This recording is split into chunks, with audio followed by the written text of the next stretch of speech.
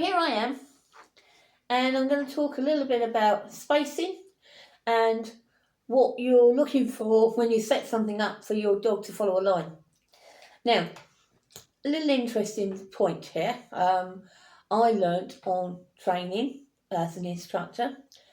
Do you know when you pace something out, how many paces you take to do, say, 5 metres? Now, when I was on the training scheme, there was 10 of us, and the trainer said, okay, you step out what you think is 5 metres, and we would measure each one of you. So we all did our 5 metres as we thought and put a sticker down, and half of us, so that's 5 out of 10, only half of us were anywhere near what we thought was 5 metres with our steps. Now, some took giant steps, like these giant steps that you see people doing it.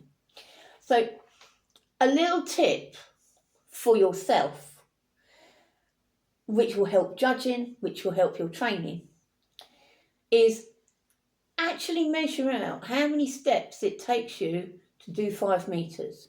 Because if you haven't got one of those pedometers or spaceometer things, the measuring sticks, or you're doing this because you're training, it will give you a good idea as to how many, how much is 5 metres, how many steps you take to do 5 metres.